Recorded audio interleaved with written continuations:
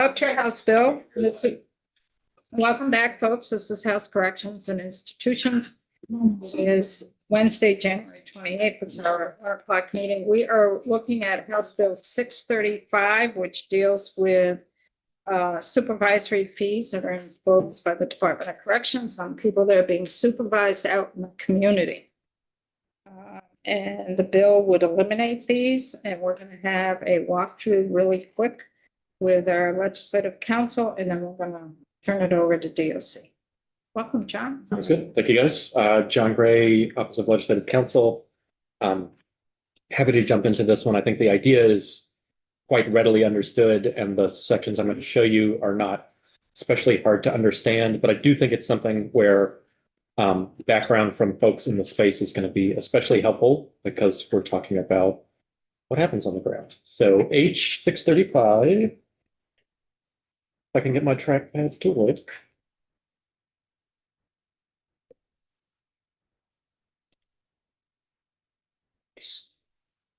Okay, so this bill proposes to eliminate supervisory fees imposed by the Department of Corrections. You can see if you look in the subject line, but you'll see it as well below, the sets of statuses to which this would apply: probation, furlough, supervised community sentence, parole. But we're amending Title 28, Section 102, which sets out both responsibilities and powers of the Commissioner of Corrections. The first part, this isn't the substantive part, but it's kind of a conforming change that has to happen with what you'll see immediately on the next page. Part of what the commissioner is charged with doing is entering into contracts with private collections agencies to collect certain things like fines, penalties, and restitution that are imposed under the criminal statutes.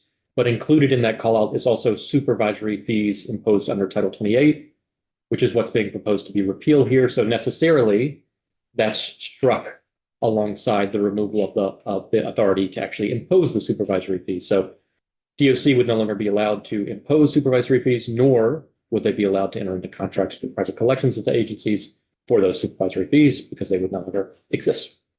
And kind of more to the point, if they did currently exist, as we'll see in a session law provision, those are essentially forgiven or canceled as proposed in this bill. But the real heart of the change is on page 2. The struck language you see starting on line 9. So in existing law, the commissioner has the responsibility to collect a fee of up to, it's an up to fee, an amount of $30 per month as a supervisory fee from each person under the supervision of the Department of Corrections who's on probation, furlough, pre-approved furlough, supervised community sentence, or parole. Those would be credited to a special supervision and victim restitution fund. And the commissioner would adopt rules governing the collection of supervisory fees, including the maximum period of time offenders are subject to supervision fees and the offender's ability to pay such fees. Those rules were adopted years and years ago. But what you're seeing here is the authority for collecting that fee has been struck. So these supervisory fees would no longer exist. Department of Corrections could no longer impose them, could no longer reach out to collections agencies to collect those fees. So, John, do you have when these fees came into effect? I want to say the rulemaking happened back in 2008 or so, but that's just me. It's been quite a while that these have been here. And DOC may have better information in this right.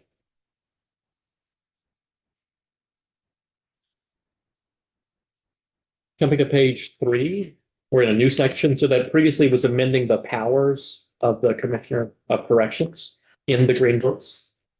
So here we have a session law provision that's setting out pretty clearly all the actions to be taken. Essentially, this is wiping the slate clean of supervisory fees. So under subsection A, Department of Corrections shall not assess, bill, or collect any supervisory fee or employ any other entity, any collection agency or other entity to assess, bill, or collect any supervisory fees. So both directly and indirectly, DOC may not assess, bill, or collect these supervisory fees.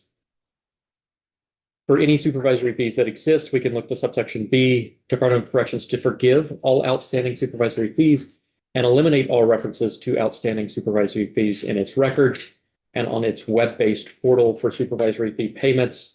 DOC may have more information on this. In my quick combing, it looked like there's an online portal at which people can pay So this is saying eliminate references to these fees in your records and in that portal. As you can imagine, there are other mechanisms other than direct collection, like whereby you might expect the fees could be retrieved. And so that's what you see in subsection C. Department of Corrections to cease all efforts to collect any outstanding supervisory fees. So if they're already out there, including through wage garnishment, so taking away from the wages that an offender would be receiving, or tax set-off debt collection, so going through the tax department to receive those supervisory fees. And the Department of Corrections would coordinate with any agency made party to supervisory fee collection to cease collection. So that's kind of saying if you have called on a collections agency to go do this, and this law came into effect, you would cease attempting to collect those outstanding supervisory fees. And then lastly, under subsection D, making clear that any failure to pay would not hurt an offender. So notwithstanding any law to the contrary, failure to pay a supervisory fee shall not constitute a violation of probation, parole, furlough, or any other sentence. John, do you know if that particular piece is in the underlying law at all? Meaning that is there in existing law conditions for those to constitute violations? I did not. Or vice versa. Yeah, I did not see that. But I will just say that corrections policy is kind of outside my bailiwick, but I did not immediately see something to that effect. And when I looked through the rule, I don't recall something to that effect, but this clarifies if you happen to have, right, and people craft different sentences and the like, so maybe this avoids confusion on that front. So Kevin, we're on H635. No, that's fine. The last section here is about rules review. You will recall from the first page, maybe the second page, the set of responsibilities and powers of the Commissioner of Corrections. Among these is rulemaking to build out the policies that the Department of Corrections have, and that includes rulemaking on these supervisory fees. I'm going to scroll back up to page 1, or yes, sorry, page 2. You can see that the Commissioner in the struck language shall adopt rules governing the collection of supervisory fees, including the maximum period of time offenders are subject to those fees, ability to pay such fees. Section 3 is saying Department of Corrections identify those rules that were adopted under that authority, and the statutory authority that you see there is the statutory authority for those supervisory fees. For each such rule, the Commissioner of Corrections shall notify the Secretary of State of its repeal by operation of law pursuant to 3 VSA section 848. Just to call out, this is not technically a provision you have to have. The Administrative Procedure Act, which governs the rulemaking process, filing of proposed rules, final rulemaking, LCAR, all that, includes provisions that repeal rules in effect when they no longer matter, essentially. I can jump to that section if it's helpful, but one of the things that the statutes there account for is if the underlying statutory authority under which that rule was adopted is repealed, meaning that the statutory authority for the rule no longer exists, you would expect that the rule would go away as well. So we have provisions in law to say that. That's what you see cited here, 3 VSA section 848A. But this sentence is just saying, please do this. Identify each rule that was adopted under this particular authority, notify the Secretary of State, and the reason for the notification to the Secretary of State is the Secretary of State then deletes those rules from the system. They maintain the system, and the Secretary of State would then delete that rule. Under subsection B on page 4, as you can imagine, there might be scattered references to supervisory fees or supervision fees throughout other rules, including those that aren't so directly reliant on the same statutory authority. This may or may not be the case, don't know, but this is saying DOC review rules, policies, and procedures to remove references to those. As you can imagine, if this didn't happen, it may not be particularly practically relevant because you'd simply have reference to a concept that doesn't affect anyone, but it's kind of a cleanup type provision. So subsection A is saying repeal by operation of law, those things that have been adopted under statutory authority that is now repealed. And subsection B is just saying do a review and see if you need to clean up any references to this no longer existing concept. And then lastly, effective date, the act would take effect on passage, which may raise questions as well as to immediate effects on. And that's this conversation.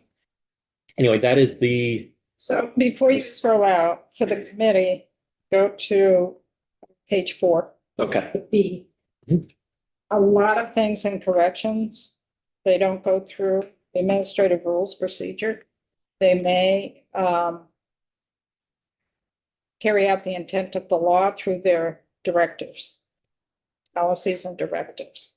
So this language would ensure, my understanding is that if there's supervisory fees that are listed in any of their policy or directives, this section pertains to that. Yep. And that's a good point. We have, right, we have statutory, we have the code in the Green Book, we have the statutes, we have law, we have rulemaking that goes through a formal rulemaking process and has the effect of law. But agencies, the executive branch, they use directives, they use guidance, they use policies, procedures. And if we ever go down the route of diving more heavily into that, we can look at the APA just to see the way that those things are thought about. But just know that there's all kinds of different avenues the executive branch uses to set up its practices. And so you have to call out, if you're trying to catch every instance of a phrase or concept, you need to make sure that you don't just limit yourself to the statutes, maybe things in the rules and like. So this bill hopefully has a rule identification and review process built in for getting rid of now superfluous rules.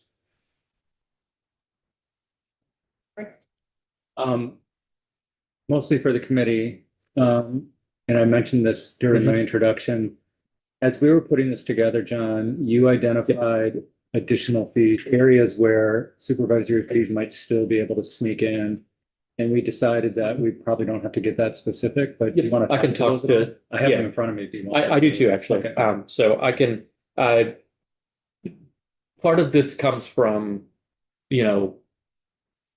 my unfamiliarity with corrections policy, but as we were combing through supervisory fees, making sure that cross references are eliminated and the like, we also kind of asked the question, are there places where supervisory fees could be hidden, or you could kind of secret these away? I am making no claim that this is what's done, but in my own, just looking through the statutes, I identified statutes where if I was trying to hide a supervisory fee, I might put them post-prohibition, basically. So this is not at all a statement on anyone doing this. This is truly just me looking through the statutes and saying, hey, if I wanted to hide them somewhere, where would I do this? And so I noted some places where we have larger callouts to different kinds of fees. And I just wanted to note these. We did not land on putting them in the bill. I don't think you have to do anything with these. There's no indication there's anything off with these. Don't think you need to touch these, but it's just stuff that came to mind. So the first of these is in the Supervisory Community Senates chapter.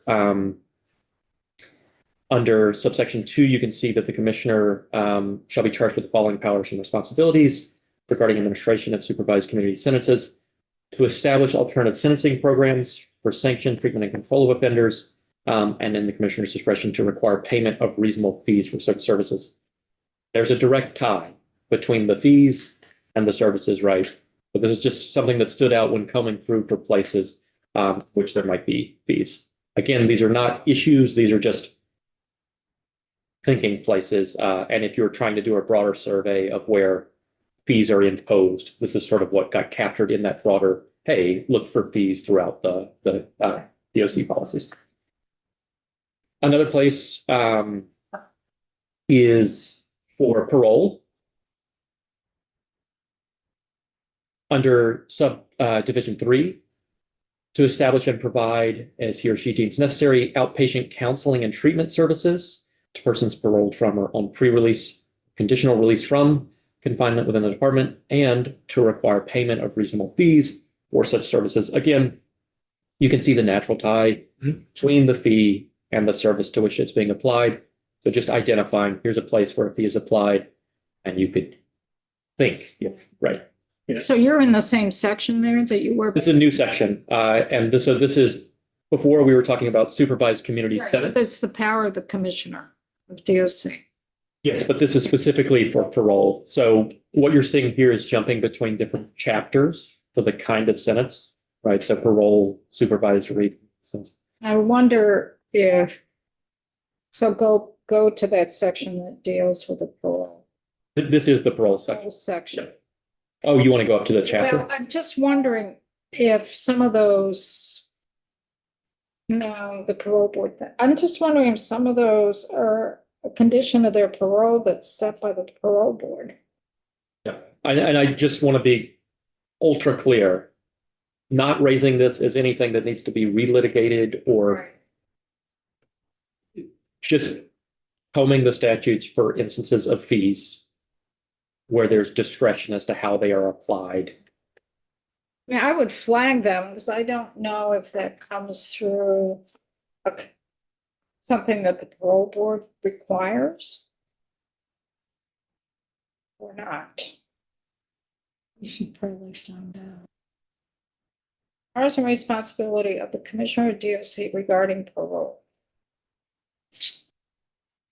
And here we're talking about outpatient counseling and treatment, Right. and whether there would be payment accompanying that counseling and treatment. And it does have a constraint in place, right? Reasonable fees. Yeah. So, Reasonable fees, and the other one, if the person is financially able to make payment. at the risk of creating more confusion, I can jump to the other statutes that I noted, or I can just call out the list to you guys so you have an awareness of what I'm. How about Yes. So the first we talked about was just supervised community sentence, reasonable fees for alternative sentencing programs. That's what we just talked about before. This, under parole, reasonable fees for counseling and treatment services. For offender work, there are wage reduction processes, right? So wage reduction for various purposes. Is that work within the facility, or is that work that they're doing in the community? Governing offender work, so that would be work within the facility. Delivery of goods, services, food stuff to communities. Visitors may be employed in the production and delivery of goods, services, and foodstuffs to communities, to victims of crime, to correctional facilities, to other state agencies, and to other public or private entities authorized by the subchapter. Commissioner may establish and maintain industries, farms, and institutional work programs at appropriate correctional facilities or other locations, plus community service work. Housing, right? But not really. Yeah, but C gets really specific about wages and setting them aside into special funds Mhm. for, That's where your bill kicks in about wages. well, there's an intersection there, but yeah. And just noting here, right, guidelines that the department may provide for the making of deductions from wages of offenders. So this is just like good faith combing of the statutes for places to be attentive, but it is not an indication that there's something. And then there's the same for work release. Exactly. So the last one I have is work release, 28 VSA section 755, disposition of earnings, costs or fines imposed by the sentencing court. So just noting, throughout Title 28, Department of Corrections, there's a number of places in which fines or fees are imposed, often tied to a concrete thing, right? Outpatient treatment or counseling, wage deduction within service you're providing. So just noting that there are these other places where money can change hands, basically. But the bill itself is about supervisory fees themselves and removing that up to $30 supervisory fee that may be charged, and then wiping the slate clean. That is the bill itself, page 635. Brian?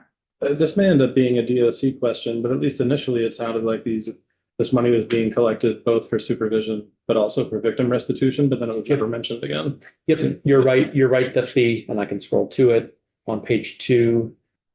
Supervisory fees on line 12. Yeah. Supervisory fees collected by the department shall be credited to a special supervision and victim restitution fund established and managed pursuant to standard special funds. Oh, man.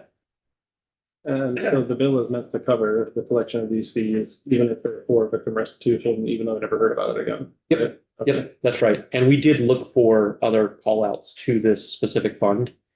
And didn't have any to strike. There are other instances of restitution, right? So Title 13 imposes restitution, and you see that throughout some of the other sections.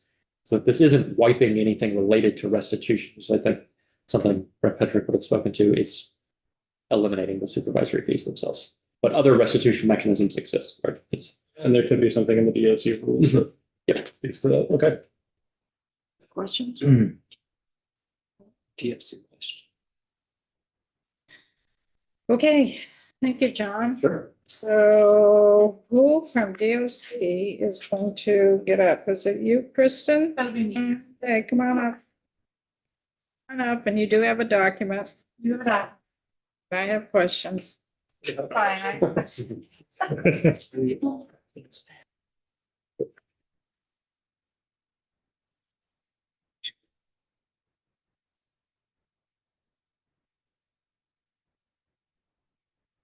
So welcome, Kristen. If Thank you. could identify yourself for the record. Of course, Kristen Calver, Deputy Commissioner. Thanks for having me.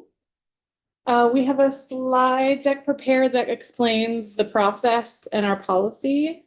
At the end, I'm sure you're going to ask, addresses what's currently on accounts, how much we're pulling in, operational expenses, et cetera. So I can either go through as is or start there, depending on your preference.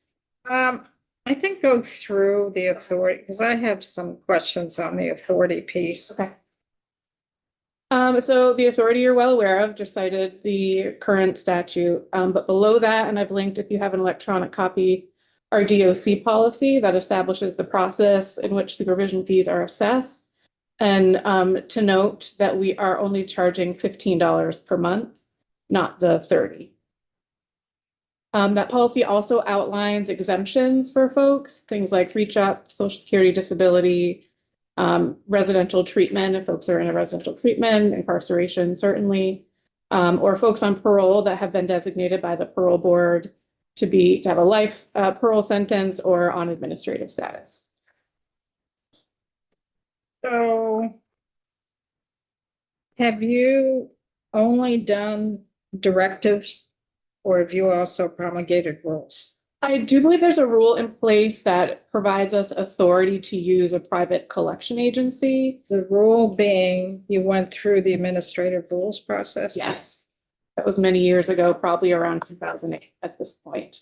The reason I ask this question is when we would put in commissioners shall adopt rules governing the collection, blah, blah, blah. DOC at that time was interpreting, oh, we only have to do our directives and policies. We don't have to go through the administrative rules process. Yes, we have very few administrative rules, but there is one on the books for this. Yes, okay. That's what I wanted to make sure. That said, we do not use a private collection agency, but I'll walk through the different avenues for payment.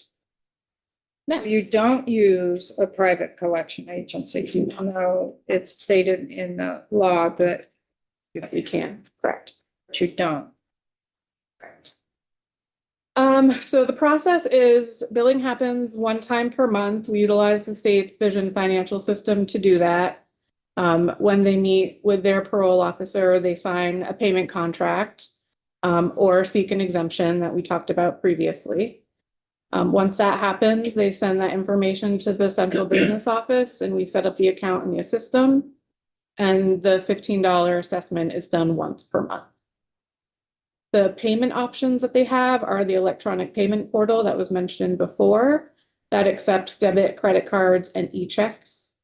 There's a lockbox system, which is essentially an offsite PO box that's administered through TD Bank. And folks can send in money orders to that lockbox. And then we get a file from the treasurer's office. So which payment option do people usually use? I think the electronic portal has become more popular. That's fairly new for us in the last roughly 3 years that was established. Prior to that, it was primarily the lockbox. And the third is the tax set-off program. And through that, we send a certification to the tax department roughly around October, November each year of folks that have debt 90 days in arrears and $45 or more. And then that we collect through garnishment of state tax refunds. We do attempt to notify folks 2 separate times via email or via mail. Well, they'll have the option to appeal the debt, ask us to evaluate it, et cetera.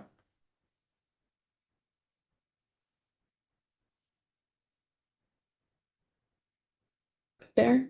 Okay, that's really as simple as the process itself.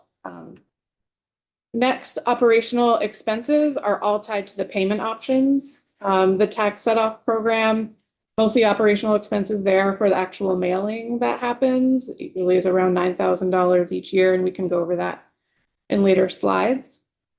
And that's the cost to DOC, Correct. 9,000 to mail. Yes, and we do pay for those out of the supervision fee fund, and I'll explain that piece in the next slides.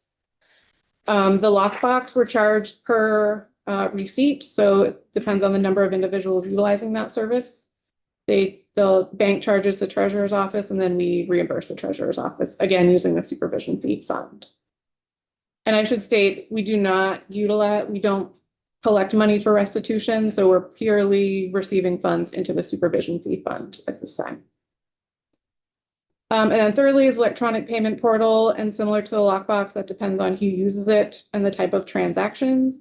It's a $3 per, or 3%, excuse me, per credit or debit card transaction, and $1.50 per e-check.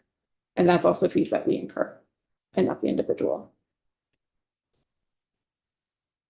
Can you review, just because my brain got Yeah, behind, I think you sure. just said that it is not collected for restitution, right? Correct. Is there anywhere Yeah, on the we don't slide? touch restitution anymore. That's been many years since, and it's transferred over to the Vermont Restitution Unit, I think is the name of that organization.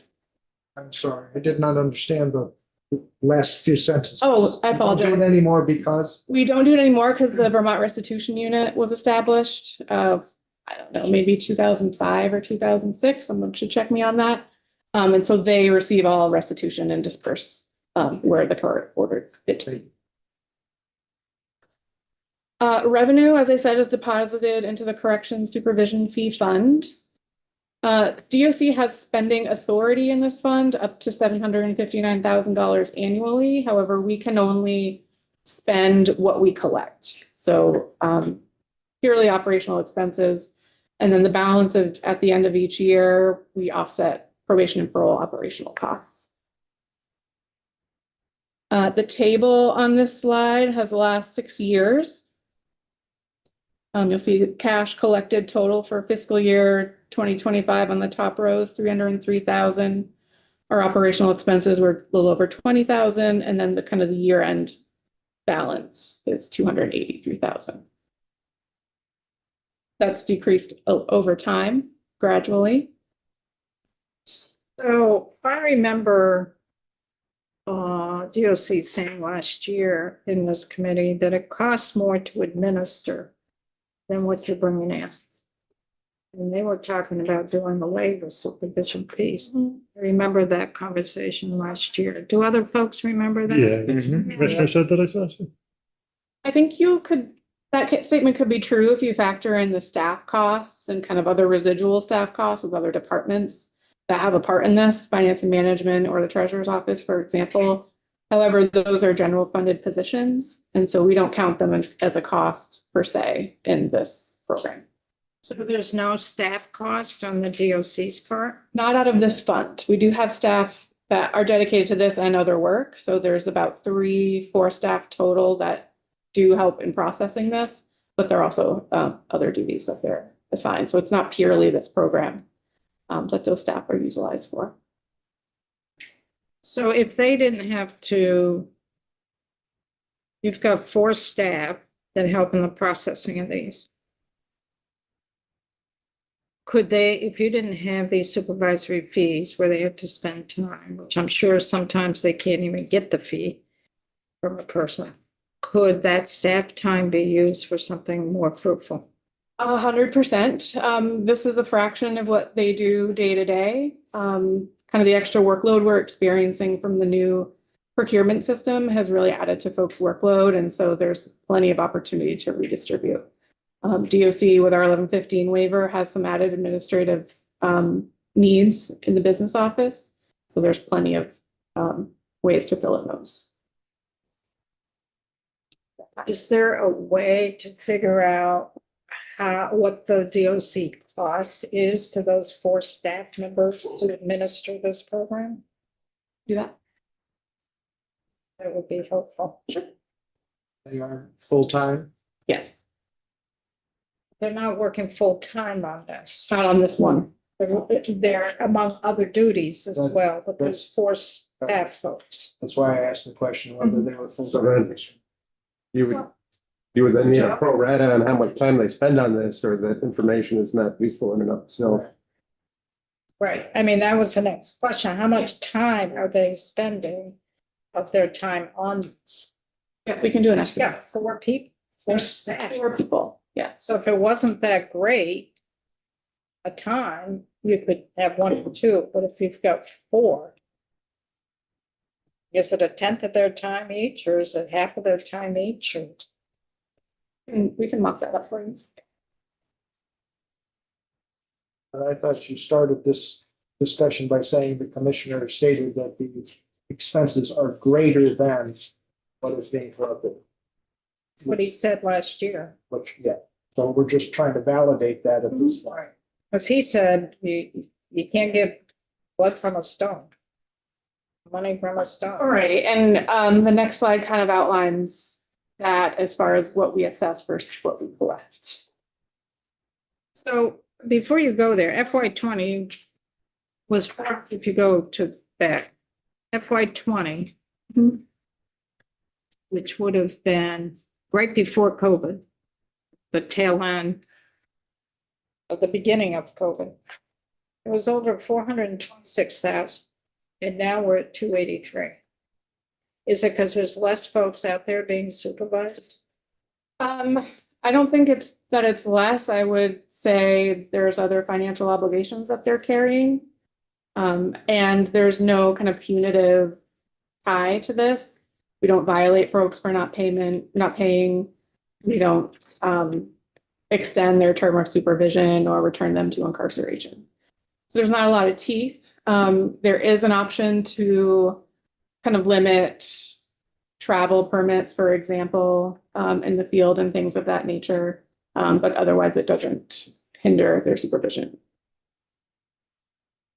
I don't know if this asks for too much speculation on your part, but if these folks who are out who could be, who might pay these fees, aren't able to, I think you said there's a greater, financial onus on them. What changed to take the, like, what burden are they bearing that they didn't before? That's a good question. I think it's a cumulative answer, and I think it has to do with the change of the type of population we have also. They have more needs, Yeah. there may be more waivers in place because of disability and things of that nature. So I think that, and that's probably tip of the iceberg answer. I think there's just a lot more to the folks' needs now than there was. Thanks. So you can charge supervisory fees for folks on probation. That's under the courts. Probation's under the courts. Furlough, which is under DOC, and parole, which is under the parole. Do you have, or does Haley quickly have the breakdown? How many people are on probation? How many people are on furlough? And how many people are on parole?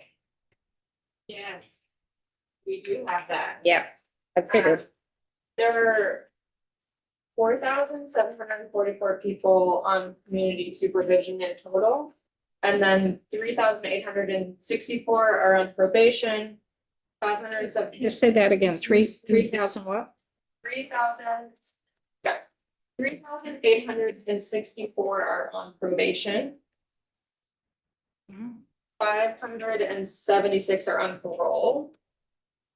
And 227 are on furlough. What was that number again? What was that? For the furlough, 227 per person. 227. The first number that you gave us before probation was what? It's the total number, Okay. which is 4,744. Okay, thank you. So the bulk of folks who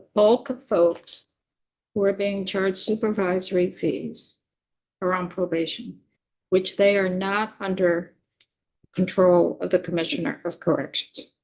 They're under the courts.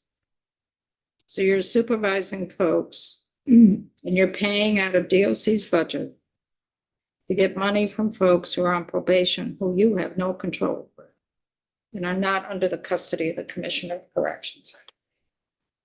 And then those are under the custody of the Commissioner of Corrections. Is you've got furlough and parole folks. So that's about 800 folks total. But of those, 576 have conditions that are set under the parole board. And if there's violations, it's the parole board that decides what to do. So just to put that in context for the committee. Joe, Does this flow of money also recognize those under the purview of the courts or just the DOC? Just you. So it's not complete. so but if you look at the law, you can have a fee of up to $30 for persons under the supervision of DOC who are on probation, furlough, pre-approved furlough, supervised community sentence, or parole. So the law says probation.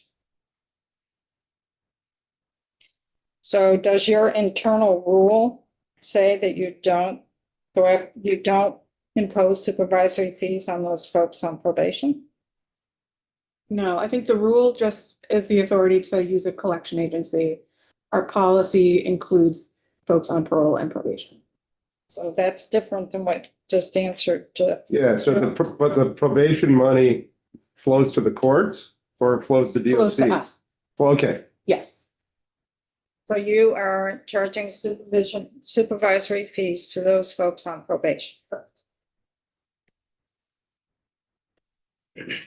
If I did my math right, 4744, which is the total, Mhm.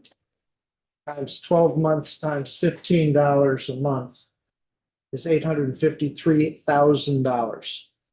That's very close. Our- That's just rough order math. Compared to 283,000 would imply to me that most are not able to pay. Many are not, and there are many waivers in place under those categories. The waivers Yeah. generally are because they can't pay. Correct. I just wanted to make sure I understood what. Right? Do you know how the $15 was arrived at instead of the 30? Was that just an effort to get more to pay? I do not know. I think that was established, I think it was Commissioner Touchette at the time, but I don't know how that was arrived. $15. Been Lisa. Been Andy. We've been through. This has been in place. It's been, yeah, for a very long time. Long time. We've been through many. I know, I've been through, probably been through about 8 of them. I don't know.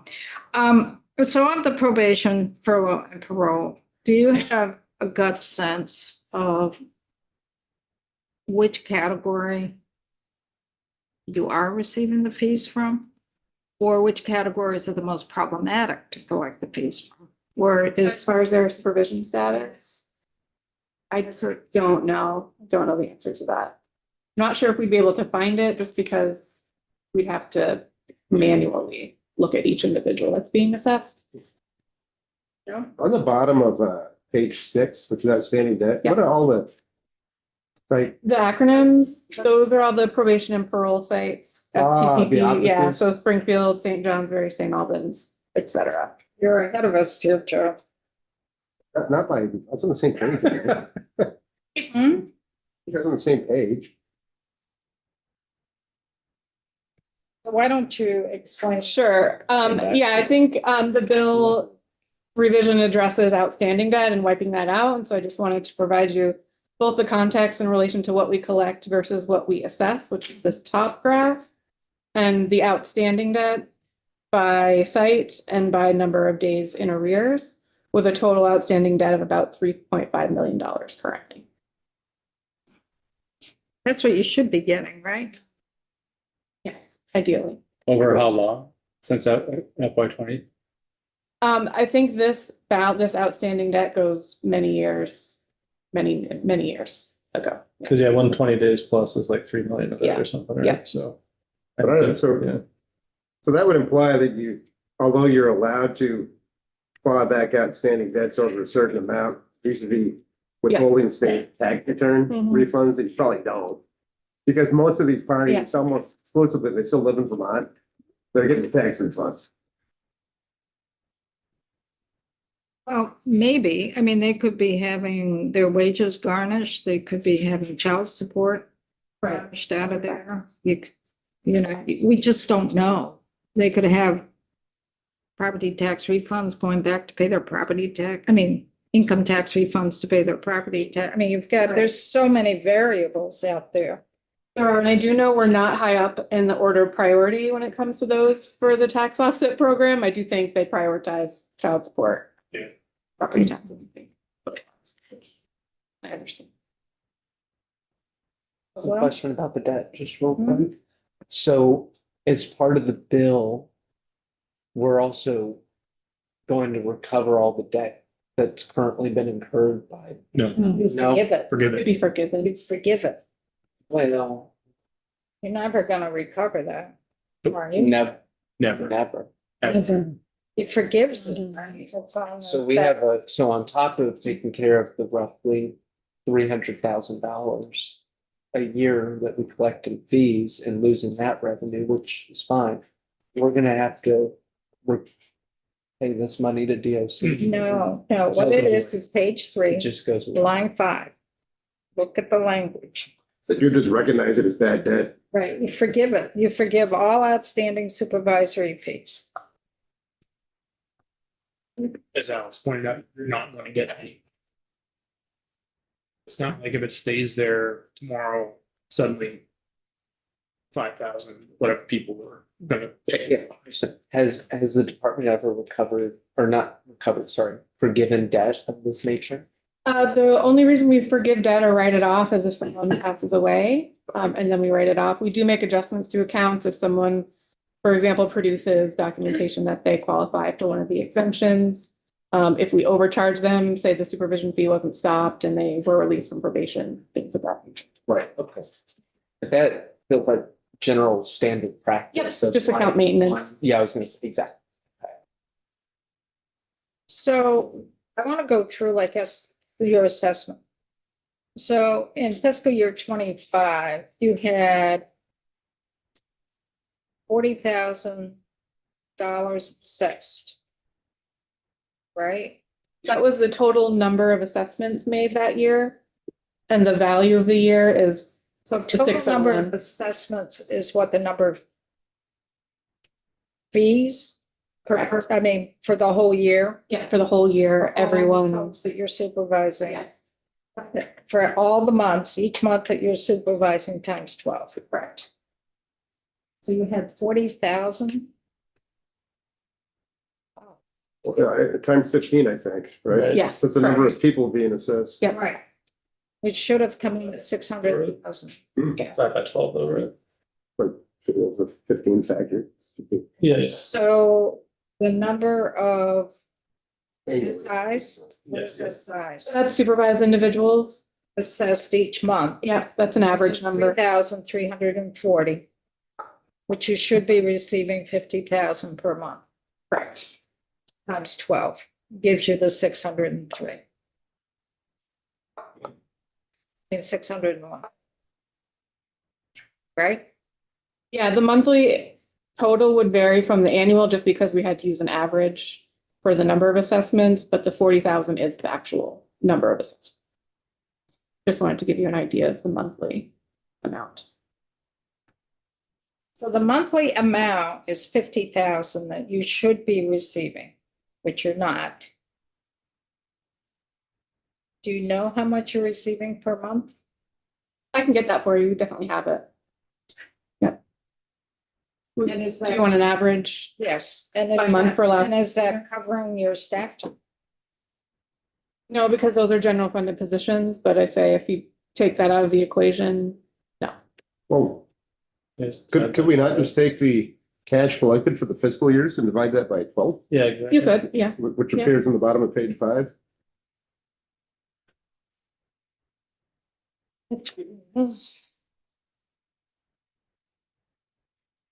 That's that calculator. 283. 3,000. Okay, these were 1986 calculations. Darn it. It says Casio. That's old. How many full-time positions does this require to collect these? Well- fees? Do you have an estimate on We that? have 4 full-time staff working on this, but it not exclusively. So they have other duties that also make up their day. If you were to get rid of this, would you potentially downsize that? full-time? I would not recommend that only because the amount of other workload that exists. Okay. That has So they been could- very recently added. so. Okay. And then I guess, if it's okay, I have a question about. If we're talking about operational costs, like what are those operational costs per year? I don't know if you referenced that elsewhere, like part of my brain is happy with the $300,000 a year number, but part Mhm. wonders what percentage or. Yeah, absolutely. In that next block over, the operational expenses, the 20,000 on that top row. Yeah. That is the operational expenses, but it includes the fees for the 3 collections types that we utilize. So that Nice. pays for the online portal, the tax offset program, and the lockbox. That's what's That included. 20,000 I don't mean to Okay. operate a whole Correct. program, I mean to operate all of PNP.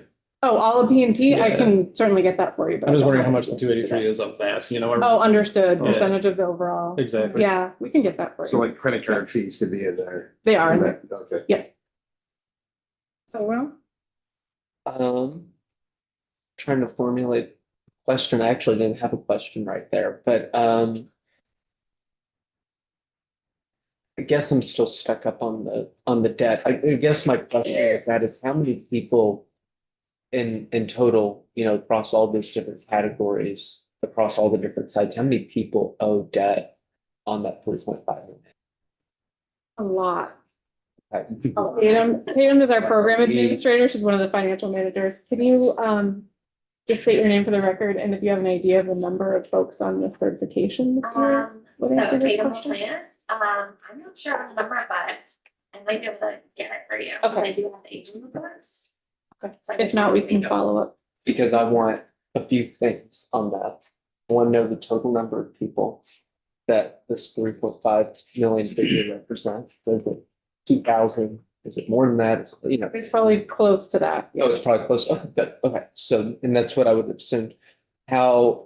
What the average, because obviously I can divide that total number with 2,000, but I'm curious if we were to just, go right down the middle, if you had the 2,000 people, what's that, middle person, what's their outstanding debt? Because I'm curious if there's just a small group that have a lot, if it's pretty evenly spread and they all have about the same debt. I kind of want to get a sense of that before, fully committing to the forgiveness, because we could figure something out. But for me, I feel like the reason I'm caught up on that is because, it sounds like other people have paid these fees, and I'm not saying the fees are right. I think that we're essentially trying to just collect pennies while we're spending dollars on people that are, could be doing other things for DOC that make the system more efficient, things of that nature. So when I'm looking at the bigger picture, I get it's peanuts, but it's also something that we said this is the statute, this is what we're going to follow, and just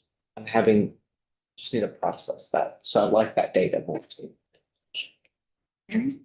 So did the program start in 2020? Or has it been going on? No, it's been going on since before I started in 2004. 2008, it became a little more refined through the statute. But this just Refined. represents the last 6 years. How so? Because the current statute kind of outlines up to $30. It defines the types of statuses that we can charge. So, and for how long through all those years has it had outstanding debt?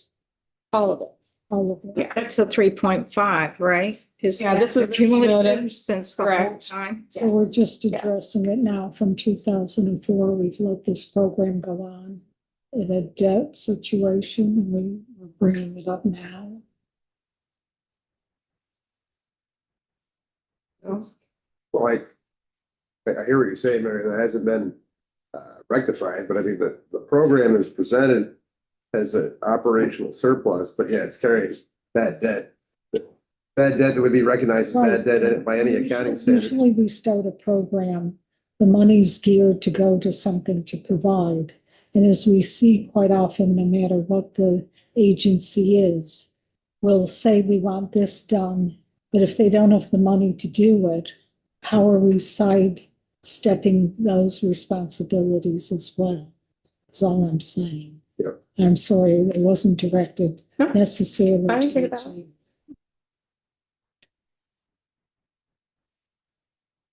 Questions? Big question. Does the department support this bill? You're providing great information. I Yeah, haven't seen pros absolutely. and cons, but I mean, my official answer is it wasn't part of our policy or budget recommendation, so I can't support it from that area. My job is to provide the facts, and we're happy to follow up with anything so you all can make. We thank you. thank you. So if you look at the, oops, keep that back, wherever that went, okay. I'm looking at what parts of the state the money is really collected from, and it's Burlington. 792,000. It's Burlington. The ones that are collecting the least amount is BR is, where would BR? Here's Brattleboro. Barry? Brattleboro. It's Brattleboro. And I'm assuming the 190 is Springfield. That doesn't surprise me. And then you got St. J. And what's any Northeast? Newport. Newport. Yeah, that doesn't surprise me either. So That makes sense. I mean, it's your lower economic places are not doing it's well. probably somewhat linear to the caseloads. So the number, yeah. Well, but wait, that's on the debt, so that means that they have less debt. That means they're not paying. No, that means they're not paying, but if it's a lower Right, number, so then it's that less means, debt. so that means Burlington's doing more. Worse. Well, there are just more people eligible to be. Well, exactly, that Right, just means there's more. right. I That's was why- thinking of the inverse. You're right. Cause I'd be that's why I want to know kind of how many people are in it, kind of what the ranges of different debt. Like, for example, do, half of them have less than $50 in debt? I mean, that's not worth our time to try to hassle that, but are there a few people that have, hundreds if not thousands of dollars in fees, and figure that out? So when you go through the current column there, under the outstanding debt, like the first one is 4,510. Is that the number of fees assessed, or is that the number of people? That's the amount, the monetary value. And then.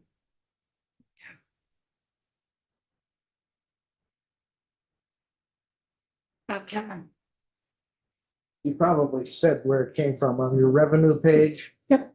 The fund of 759,473 per year. Yeah. Where did that number come from? That's our spending authority in that fund, so we're allowed typically to spend up to that much, but we only spend in this fund what we collect in the current year. Okay, that's what I heard. Where did we come up with the number? Yeah, I think in prior years, farther back than 2020, we may have collected up to that much, so we did have the authority to spend that much. Oh, But it's dropped off dramatically. If it's helpful, I can provide detail from longer back. so we've just held on to a high water. Yeah, but we don't spend it. It just is in our authority. And if we enact this, if this becomes law, and if the cost is equivalent to about what we're actually collecting, who's going to suffer? Great question. It would be a general fund replacement, and I think that's really the biggest consideration. I think you might have varying opinions on using this as a tool of accountability for folks in the field, but with not much teeth, I think there's varying opinion there. I don't know if anyone necessarily suffers, but I think that's a conversation for you all, probably. That's fair. Well, the reason I answer it that way is because Yeah. if we're not raising enough to cover the cost, then there is no money. The money that is being spent is coming from someplace. So it's We're covering the coming cost from of this, someplace. we're covering the cost Yeah. of this tiny program. Right. And then there's, however many hundreds of thousands of dollars left over to offset PNP costs. This program is not running at a deficit. Oh, I was hearing No, No, they're not No. running a deficit. it's not our debt, it's the debt of the folks that we assess that aren't paying. They're not. They carry with them. The If they were Florida fees paying, working we would part-time. have $3 million more. You know, if we were, but we're not. It's like you said, you can't get blood out of a turnip.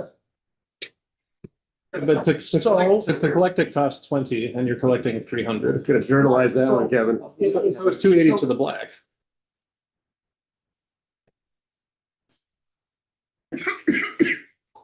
Yes, thank you. I'm done with my question. Connor, So I want to flip Will's question there. So given the increased workload you're seeing in other areas, would there be potential you needed to add staff on a long enough timeline? I don't think we Or- would need to add, I think we would. But they're running ragged, Reserve. they're running ragged with all the, Yes. you got them doing, It's a very heavy administrative program for not little benefit, gotcha, as far as a dollar amount. great, thanks. Will, did you have something and then Um, Troy? I did have one thing, but I'm sorry, I spilled on Kevin's desk, so. We'll come back to you. Must be that. Yeah, I think I I need did to take a say- shower this morning, so. It's kind of that overlapping of tier two. Just for context and for the record, what's the total budget for DOC? Right around 230 million. Thank you. So, yeah. So the little budget committee that's working, this is a prime example that we keep a program that is so minuscule in tying up staff for people. That is my. Granted, it's not all day for all of them, it's portions, but it's pulling them away from some other parts of DOC that may need their attention more than this. So that's the balance for you five. You pointed at him, right? And Joe's on there because he's a good bean counter and knows numbers. It depends on Joe, and I depend on Joe to cut right straight through, because you get there quick. And Kevin's on there because Kevin's always asking questions about budgeting and how it works. And making Why fun of Kevin's there to understand the budgeting. Mary, did I bring the Give ambulance? you a second, I'll be. Well, Mary's been on approach. Yeah. Mary's been on approach, so she understands the appropriations process, and Brian and Connor. But then we just look good. And I think beyond this, and we don't need to have witnesses here, there's a philosophical debate on, you know, the, That's good. Thanks. regarding the program, which I'm not saying that needs to, should not occur at this time, but there certainly is one. It'd be a lot easier if the thing was net zero or deficit, Right. something with a line. But of the 283,000 that you've collected so far in SY, and that you collected in fiscal year 25, how much of that would be calculated to go towards those 4 staff folks for their time? And how much of that is also going towards covering the expenses in terms of paying the interest if people are doing a debit card or credit card or a check, or paying for the electronic transfer, that type of thing? What's our real net? That's a gross number there, 283. The 283 is the real net after we paid operational. But it doesn't contemplate the staff because those are general funded positions. So that's why it's not listed here as an expense of the purse. And that's why we're trying to get a handle on what the real cost is. Yeah. Right. But also, because I've heard conflicting things. I thought we stated that the expenses exceeded what was collected. But now They I'm do. hearing that, Yeah, they do if you fold in the staff expenses. well, no, that's But what they're- they're cost. Sure, sure. That's the only way you can do it. You can't compare part of the cost to the whole intake. So, Even though it's You know paid, that answer. even though it's paid out of general funds, it's still a cost that's coming some way. So yes, it has to be taken into account. Especially if You're you do exactly something right. else. But, Because then you'd free up general fund dollars to be used someplace else. if I could too, just for the record, before we close this one up, at the bottom of page 6, where it talks about outstanding debt, whether we should or not is a separate question. I strongly suspect we could recover at least the plurality of that, vis-a-vis withholdings on state tax returns. Doesn't mean you're not gonna recover, and maybe that's not an avenue that people wanna pursue, but I would strongly, there's an opportunity there. I mean, if you recovered 25%, it's $1 million, or just shy, 900 grand. Question is, do you gonna get it? Oh, Even if you did a dollar for dollar forgiveness and, something like that, I mean, yeah, and I don't. there's ways to come up, that's why we need I want that. to chew up all this time, but it's pretty simple. If you have outstanding debt to the state, you are not, that gets netted out of a tax refund. So That's the dots have to be connected to do that. we have folks out in the hallway who are Yeah. waiting to come in on H50. Commissioner of, Housing and Community Affairs and Commissioner or Deputy Commissioner of BGS. So where are we here on this bill, folks? We want to move forward. Do we want to move forward with it? Yep. In what direction here? I want to move forward with the information they provide us. So we get a better picture. Yep, we can get you the staff cost, operational cost. We'll outline what fund they're each paid out, just so you're all really clear on that. And then the total number of folks that we send to the tax department. I don't know how we necessarily do this. And there's definitely gonna be different moral decisions on whether or not we should on the 3.5 million. But is it a tax department thing to come in and say why they're not? I don't know who makes that decision. Like, why is it not being? And Garnished. when we can, by the way, we can make obviously we all know this. We can make the decision that we're just gonna write it off. That's our our values are gonna say that. That's fine. I just want to know what the process is and why it hasn't. You know what I mean? Even if we decide that we're gonna not do it, I want to know why it. What's making it that we hadn't? So, if that makes sense. Yeah, would it help if I also provided the amount we collect through each avenue? So you can see like we get more from tax offset versus the lockbox. I don't know if that information would be helpful. Not necessarily to me, but I just want to know. And again, I may be very willing to write it off. Set that issue aside.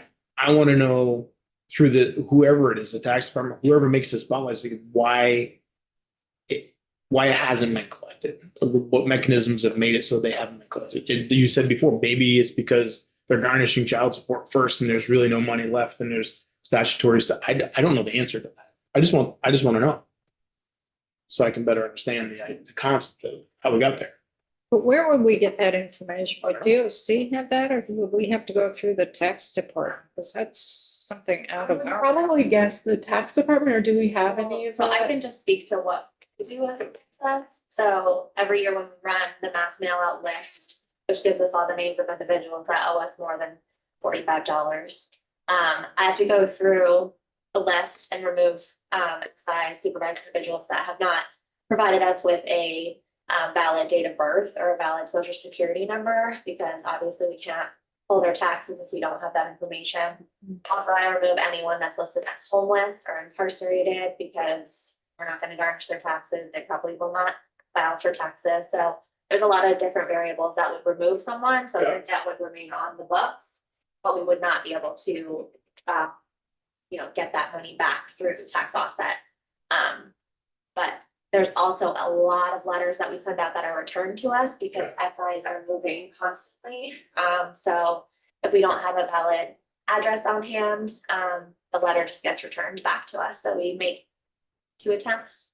And if we get the letter back the second time, there's really no leg that we have to stand on, and their debt will just remain on the books. Hey, that's good enough answer. I appreciate it. Perfect sense. So if you could come back with all those little nuances of information and then set up with Tate for when we can come back. Can you do it by next week? Yeah. Did you do it by the end of this week? Today's Wednesday. Maybe.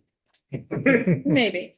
That's enough. We'll shoot for the end of this week and then I'll connect. This is a 22-year try. problem. I know. But why don't you work with Tate and figure out the timeframe? Otherwise, we'll get distracted. That's fair. Yeah, we'll have to start all over. Yeah, we'll be distracted. Okay. Well, it's fresh in your mind. Yeah. Okay. Thank you. So Thank you very stay much. tight, committee. We've got some folks in the hallway Thank you. And to talk about the governor's executive order on the inventory. Yep. Thanks very much. All the time too. Everything, don't you? What do you mean? This is very good. How in the world did you come up with that? John, you should, What caused you to John, are you sure you don't want to take the box with you? Okay, thank you. You were available at the last minute. I think it impact, you probably weren't here. So philosophically, Yeah. that's where you're coming from. You're not coming from an economic standpoint. This is, This time. I mean- Always. To the degree that it's unfair. Hi, Commissioner. Hi. This is for sitting in a chair. I go Worse than that. So- itching my nose. The victims in prison are paying for the ones who don't have. I don't think there's a aren't lot of paying. it. Exactly. Not in Vermont. But that's my point. So we're once again, we're Yeah. taking from the rich and giving to the poor. And sometimes that's appropriate. Is one for everyone? Absolutely. Oh, thank you.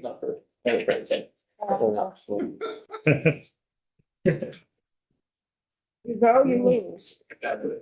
So who wants to come up first? Is it Commissioner Farrell or is it Deputy Commissioner? Emily, I just said our time. Start.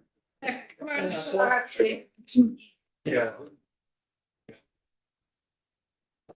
Madam Chair, I see you have the handout. Would you like me to pull it up on my computer? Or is the physical copy okay? Some folks work electronically and some folks work on the hard copy, so The one it who's- doesn't matter, Yep. whichever way you want to do it. It's a reading test, Kevin. So what we're looking at, folks, we're on H50, trying to figure out getting an inventory. Number one, BGS of state land, state-owned buildings as well as state-owned land. We've taken out the lease buildings. Do you have magnifying glasses? I don't know. This is ridiculous. And then the thought also was the governor had an executive order back in the fall to do exactly what we had originally wanted H50 to do, that there would be an inventory of state-owned buildings and land possibly, that might be available for housing and to do that analysis. And we really didn't get to that point in the version as it passed the House or the Senate. We're now dealing with the same bill as it came out from the Senate. And the thinking is that we would incorporate the thinking behind the governor's executive order language. So that leads to you folks in terms of what data did you get and how are you analyzing it, which will help us in language. Sure. So Commissioner Farrell, if you could identify yourself for the record. Thank you, Madam Chair. For the record, Alex Farrell, Commissioner at the Department of Housing and Community Development. And it's really the latter part that I'm able to fill you all in on, just what I've been doing since the executive order in coordination with the Agency of Transportation, Buildings and General Services, and then the Agency of Natural Resources, three of the larger landholders. I'm going to try to get my screen up here. So you all should have been handed a packet that looks like this. That's just, it's a PDF. It's a memo that outlines the process, what's been done so far to collect the data. The data collection, I'll say, was the boring part because it's the analysis of, oh, I hate my own voice. That's terrible. So when was this done? What was the date this was done? The December 1st is when all of the data was reported to me. And essentially since then, it's been an iterative process of examining the data and trying to narrow down to what's a top 10 that we want to have more in-depth discussions with the agencies or departments that. So when was this whole document done that you just handed out? December 1st, or was it done the past few weeks or two? Well, this document was prepared over the weekend because I had a feeling I'd be asked. Okay, that's what I'm trying to get at. This document is really just a summary of what's been done. It's Okay, you heard, okay. We got your attention. no, certainly. I mean, wanted to be able to answer questions, and we've been increasingly hearing, I think I got it this time, questions about where we're at in the process, what it could look like. So the goal of this brief memo is just to summarize where we've been and then what the data looks like that we've got and where we're headed. So I'll walk through it. So it sounds like you all have seen 4.1, section 4.1 of Executive Order 06-25. So I won't summarize that. So you understand what happened to the data gathering process. To assist the agencies and departments in focusing their data collection, I laid out in collaboration with some members of the team a few criteria just so that they could focus in while still casting a very wide net. You'll see. Who are the members of the team? The administration. Well, who in the administration are part of it? There isn't an official team. Sorry, I was using that in broad terms. So I'm the lead on this. I consulted with Secretary Curley, Deputy Secretary Brooks, members of the housing leadership team, which includes Secretary Flynn of AOT, Secretary Samuelson of AHS. Not everybody on the housing leadership team contributed to this. This is largely an ACCD set of criteria that we developed. I wouldn't put too much focus on team. So the criteria that I laid out was parcels half an acre and larger. The reason I set that small parcel size is to try to capture as much AOT property as possible. We really knew that AOT has a lot of property out there. Some of it has federal entanglements because it could have been part of, a CERC project or some other effort that, could complicate the eventual use of that. But we wanted to get the universe, wanted to get the known universe of what these properties are. So half an acre and larger. I asked for parcels without a conservation easement. There still may be other types of easements, use easements on these, but in the list that I was provided, generally folks were able to identify what that constraint was, be it federal or some other local use easement.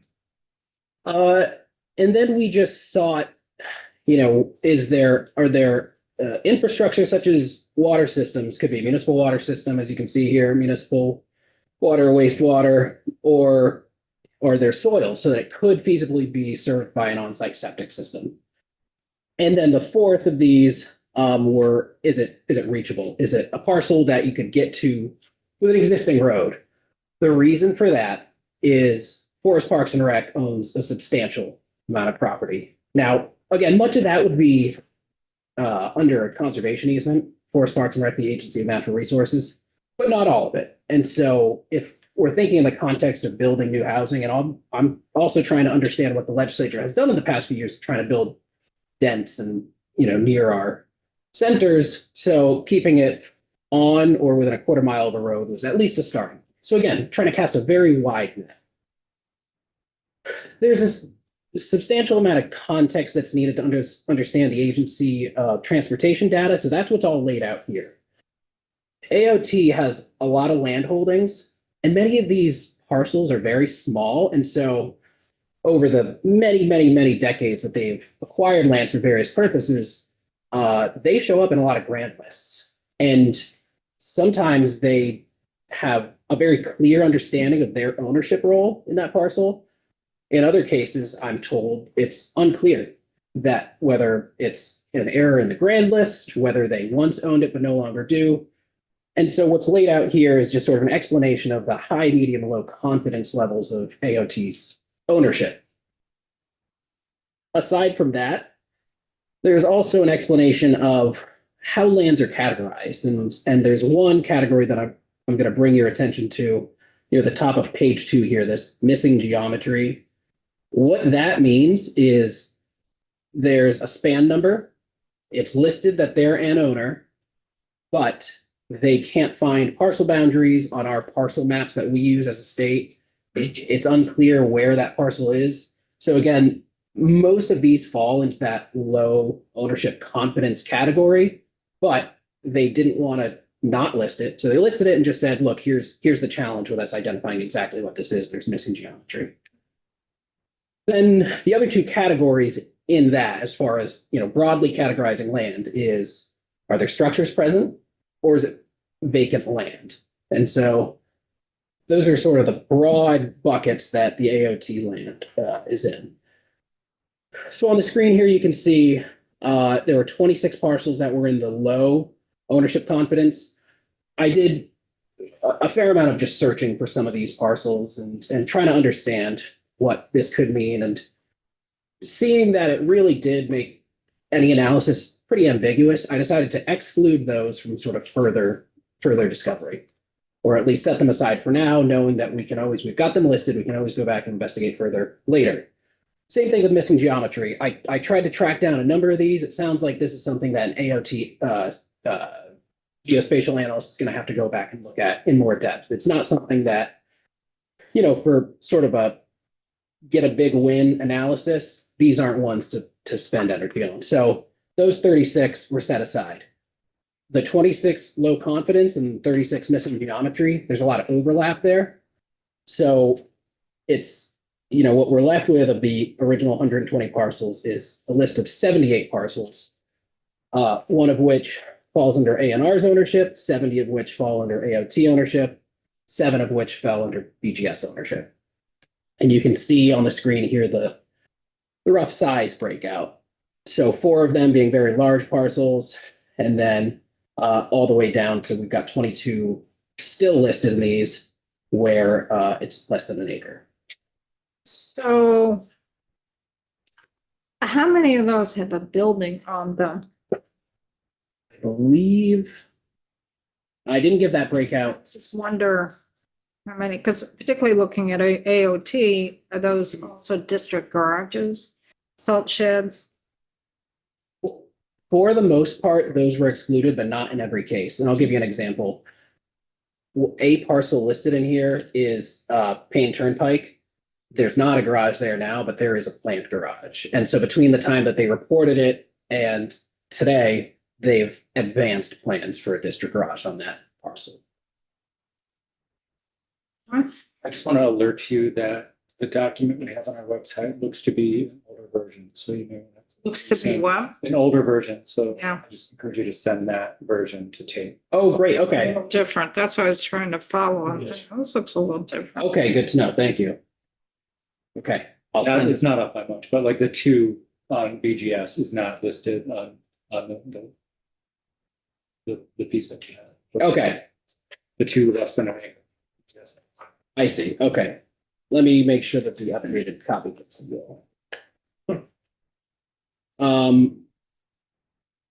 This is another view of the same data, but just giving you all a sense of the scope here, how many total acres are included in these 78 parcels.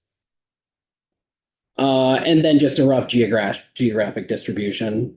Some of this probably isn't surprising based on just the concentration of where we know we hold lands, but AOT obviously has a broader distribution just because of various projects or parcels they could have for a number of reasons. So our next steps, so my focus at this point is to narrow this down to 5 to 10 parcels that, again, at a very superficial level, have the most promise for a project of some scope, some scale here that could entice a municipality and or a developer to try to take on a project.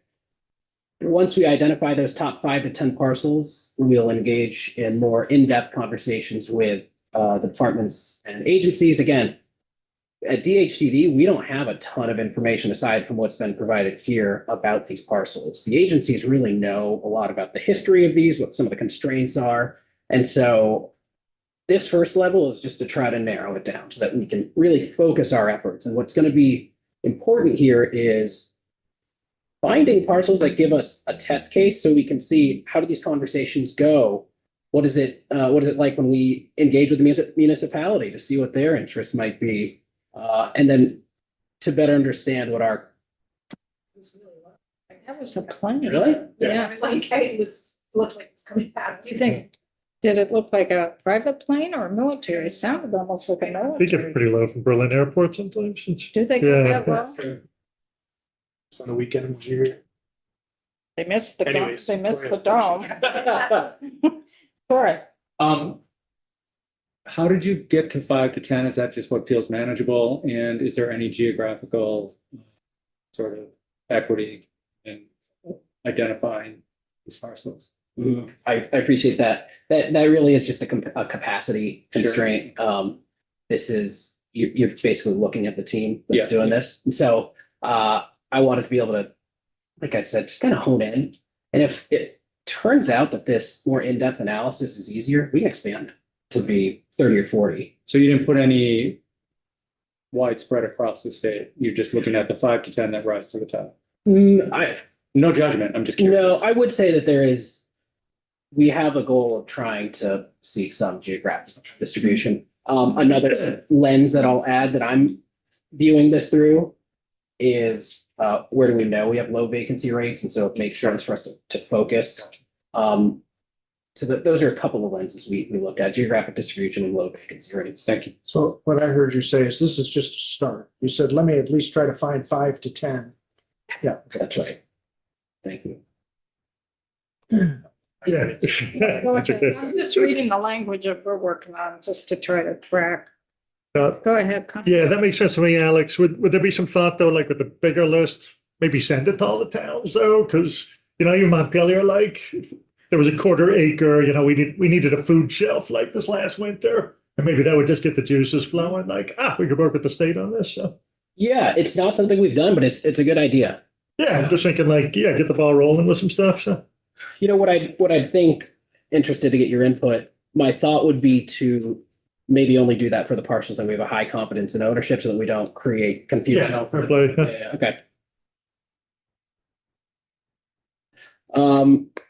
So following a more in-depth analysis with agencies, if we feel like there's a path forward that's manageable, the next internal step, I say internal, you hear why in a second here, would be reaching out to municipalities to understand what local stakeholders may feel about that. The goal of all of this is to have a robust and full sense of what the real opportunity is with a parcel. Windsor's one that's talked about so often. So I'll just say Windsor, or the land that was adjacent to the Job Corps land in Virgins. There's no reason for me to know whether or not there's even a potential on those lands right now. But if, for example, those or some other parcels seem like there aren't too many impediments, seems like the municipality would be okay with it, then that gives us a nice tight package for me to bring to the governor and to you all to discuss an actual path forward.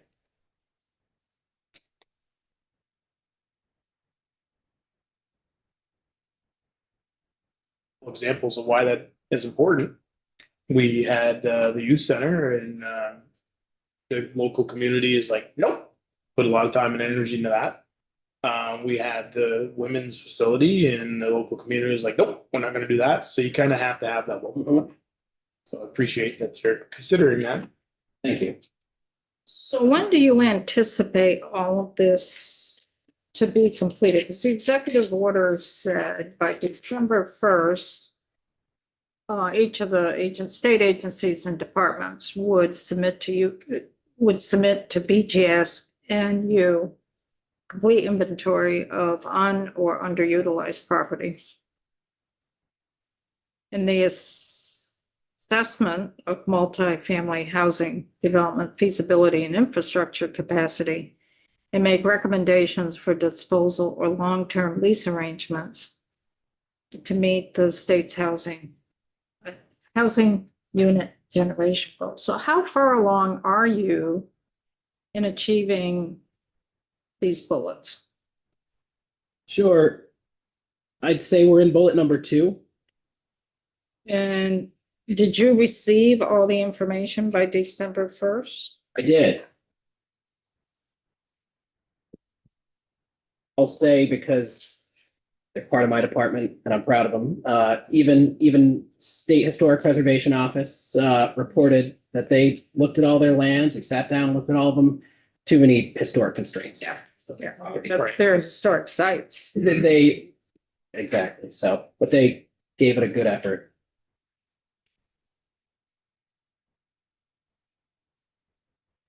So this is where we're at.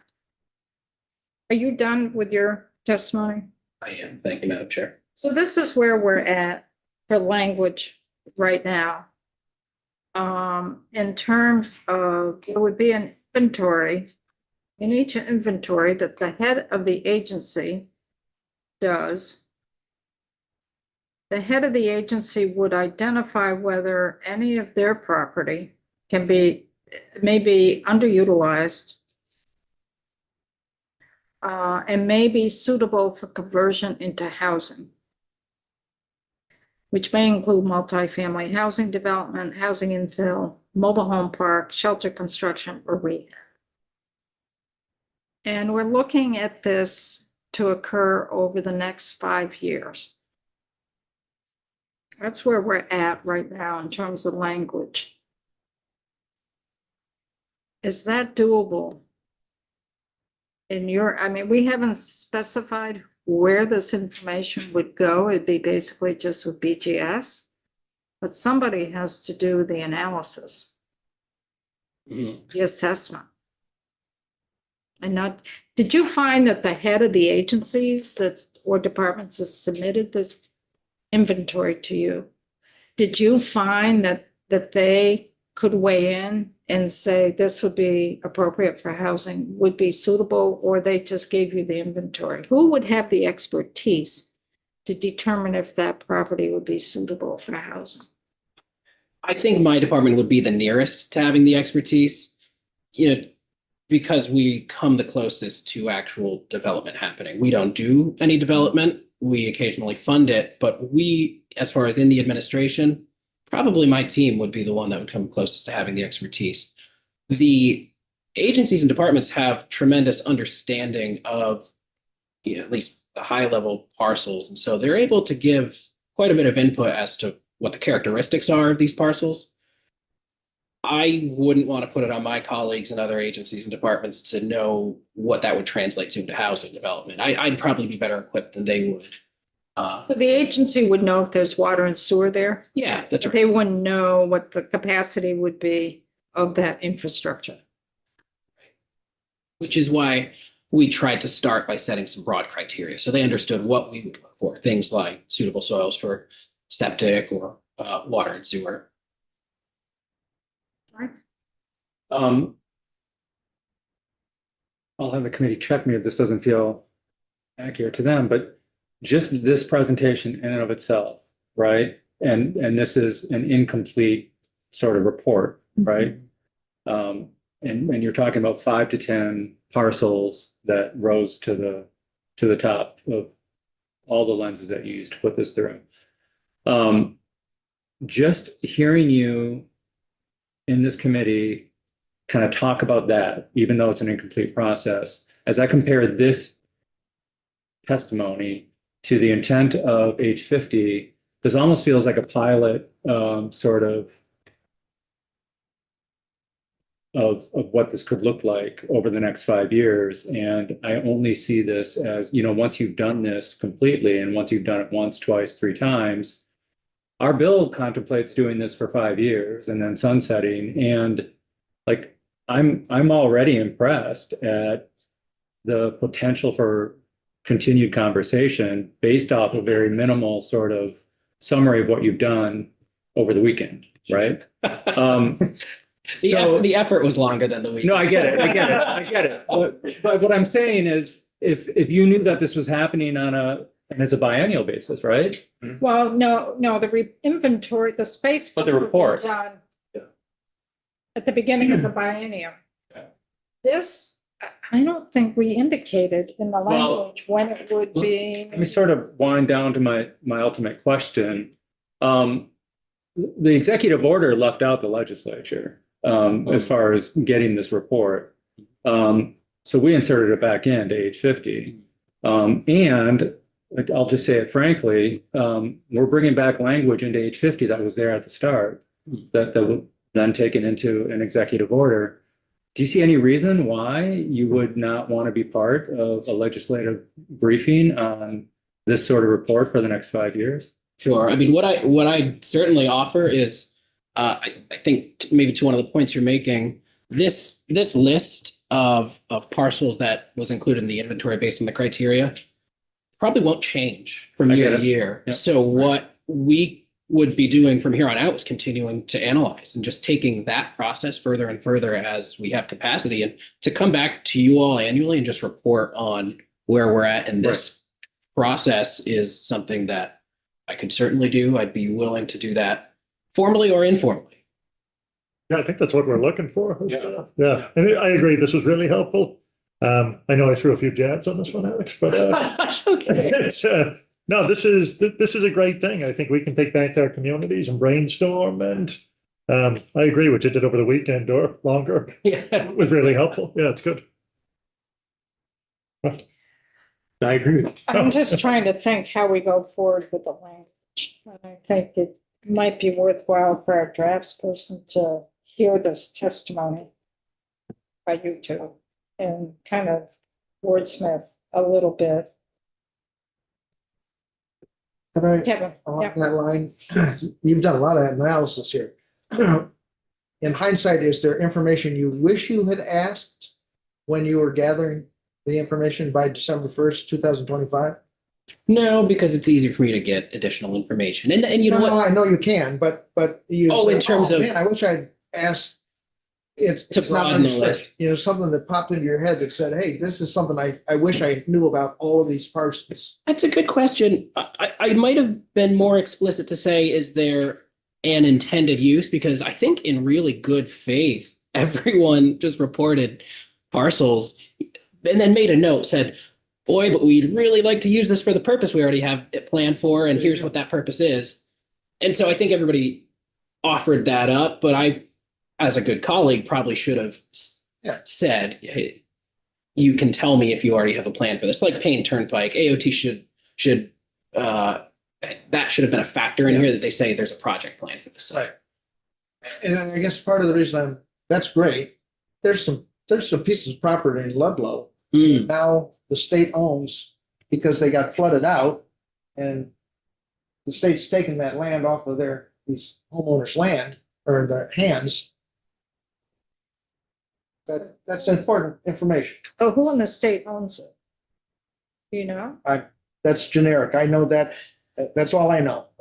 It's That it's no longer on our grand And list. to your point, just because the state owns it, but it's not usable for anything because it's. Well, in this case, It's it's in the- probably not usable unless you jack everything up 6 feet so that if it gets Right. flooded again. That's what I mean. But So would that be part of those where would something like that land? I think there's a decent chance that may not have even been reported in this.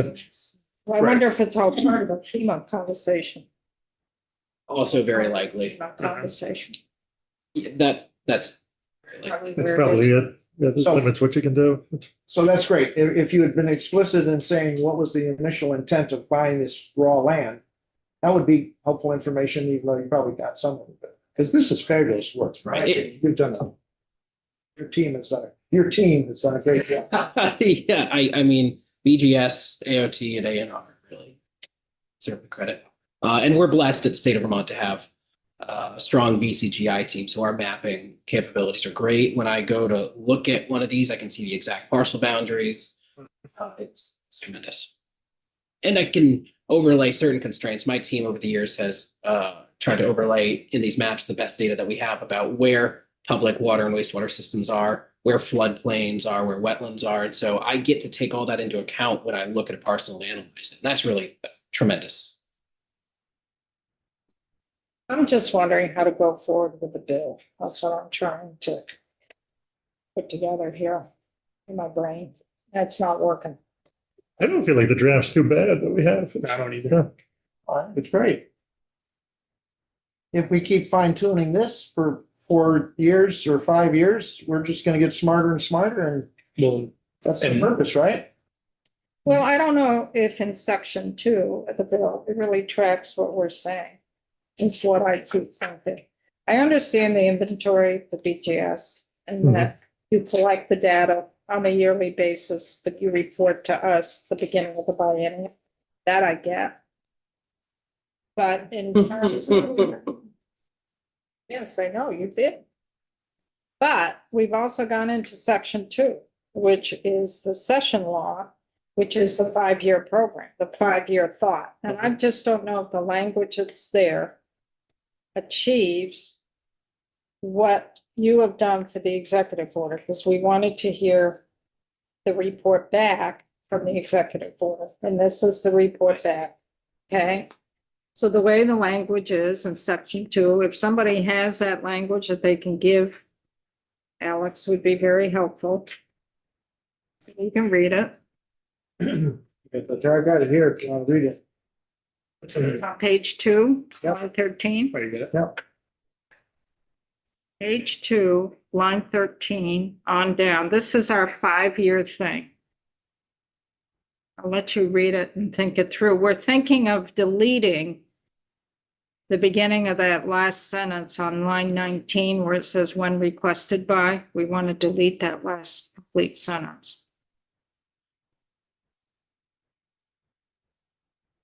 Or, and well, maybe rather than me speculate, maybe explain functionally what you'd be trying to achieve with that. Yeah. Would it be to make it so it's just an ongoing inventory that this is built and now we just maintain For it 5 for years. 5 years? And as you said, it probably won't change, but it's also, as you just did, you reached out to the agency heads. They gave you the information. So in our minds, at least my mind, when you do it next year, for example, they already have it. They might have a new property, they might not, they might have a new use that it comes off. Go ahead, sorry. But this goes to BGS. I know. Not here. The Mhm. language here goes to BGS. Well, I'll offer, Madam Chair, that, again, I'm probably, it's probably best to put the onus on me to be the one to do the outreach. So I'm fine with that and for me to collect this from the agency heads. And given that I now am sort of maintaining this list, again, it's easy enough if folks report to me for me to just make changes as they occur, especially because to your point, I don't see that it would change much.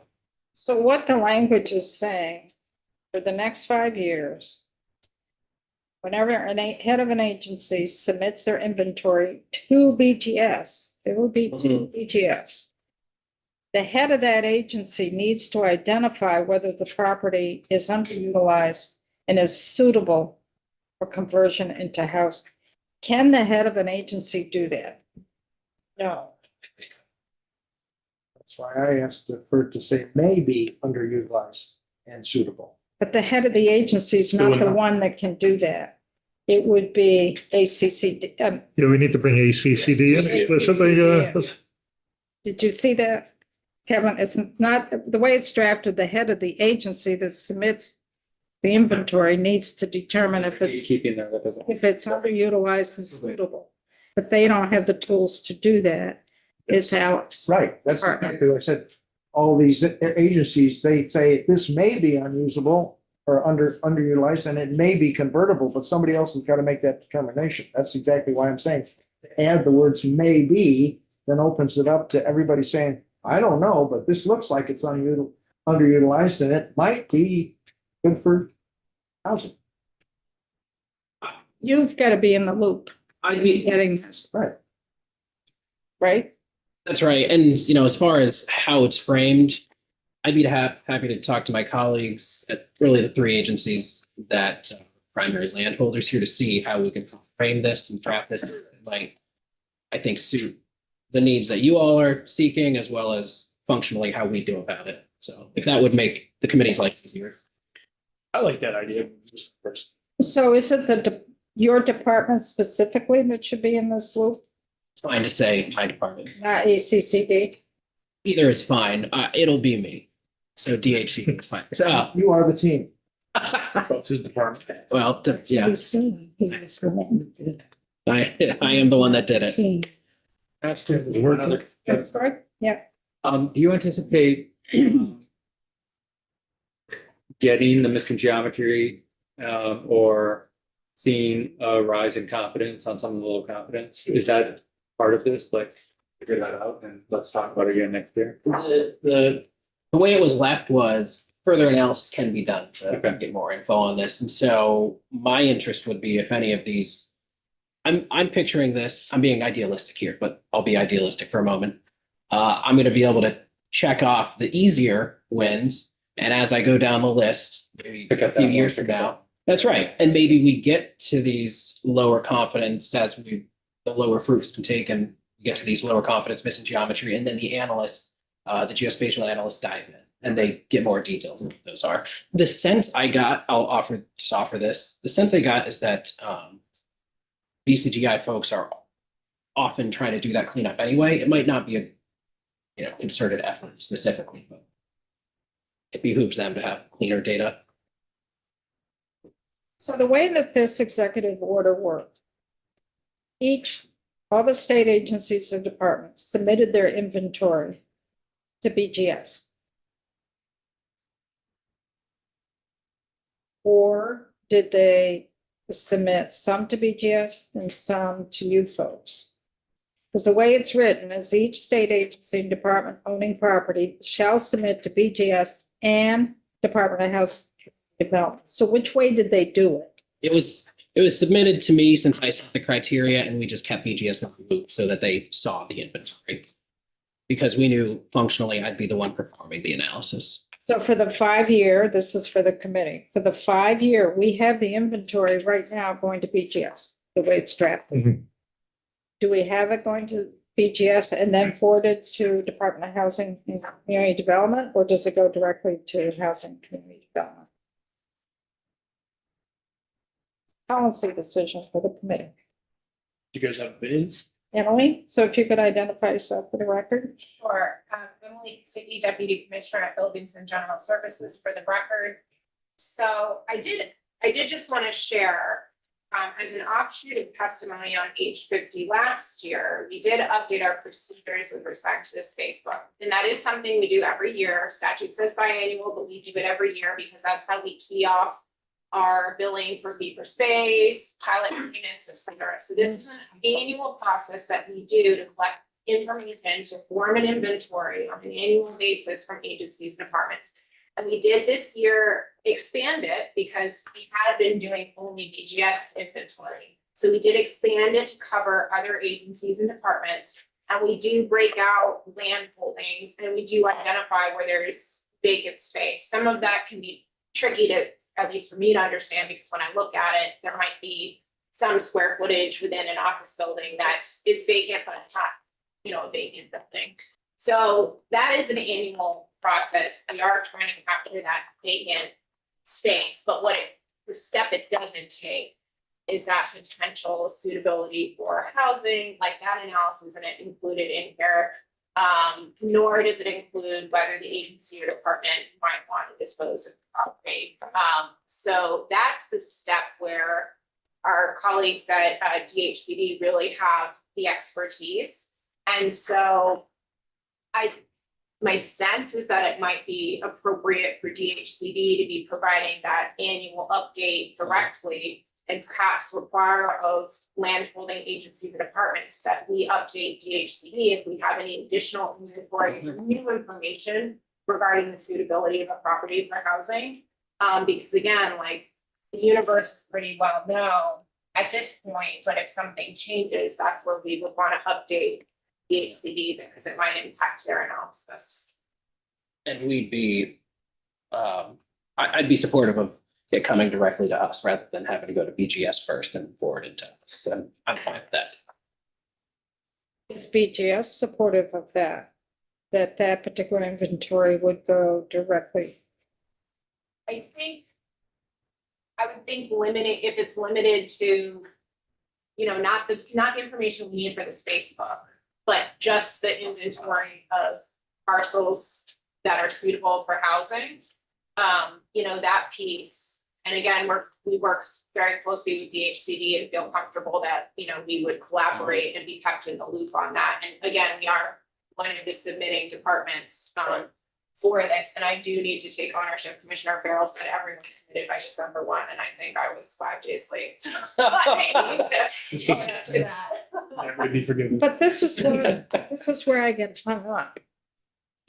In that you testified that the agencies, head of the agencies and departments, they don't know if that parcel will be suitable for housing or development. So if we limit that the inventory that they give you is what they perceive to be suitable for housing, we're not getting what we want.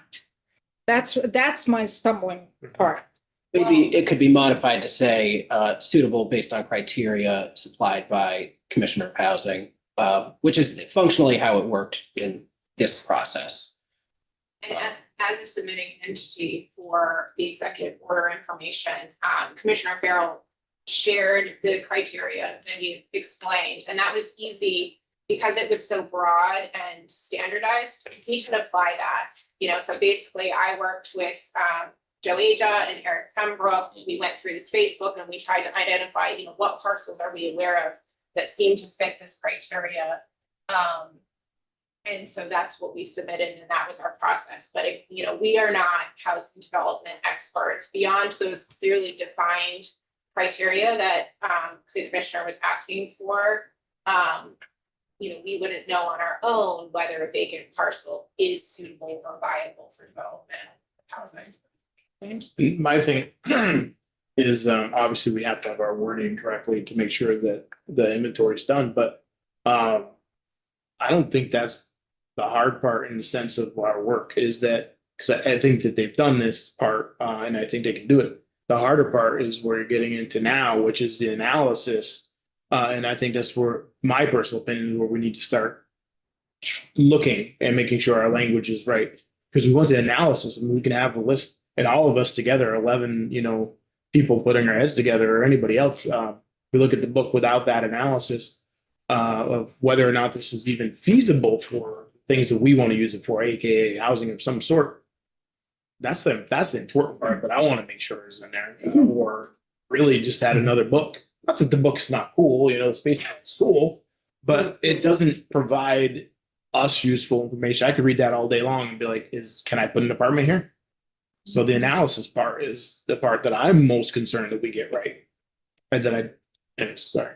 So in picking up on that, so if we had the inventory from the head of agencies going to you, and we laid out the criteria, say the 4 bullets that you laid out, to give them some parameter, it goes to you.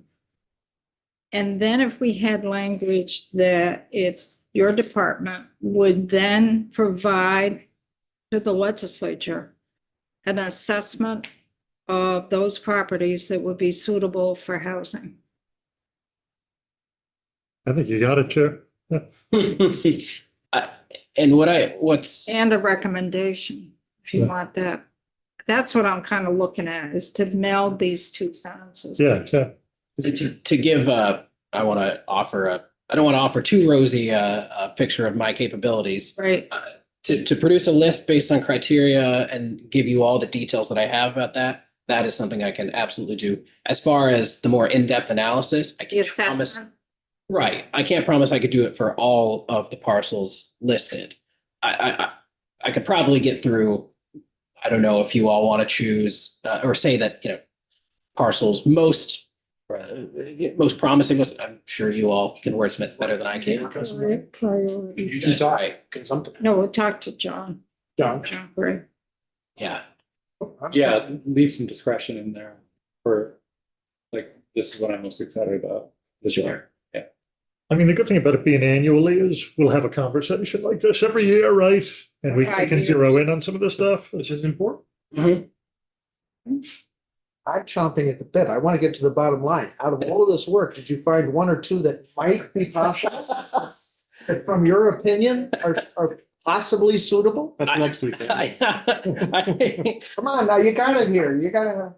I have thoughts if I look at parcels on a piece of paper, but without having talked to my colleagues, I don't want to make any assumptions because there may be a use that would negate all of my underlying assumptions. So.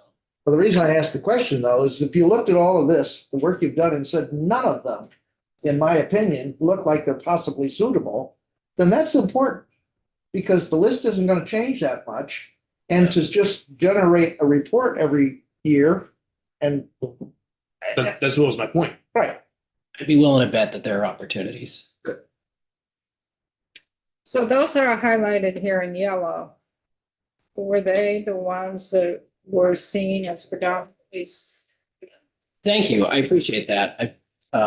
Those were in our first pass. As I say, my looking at a piece of paper, those are the first ones that we identified for.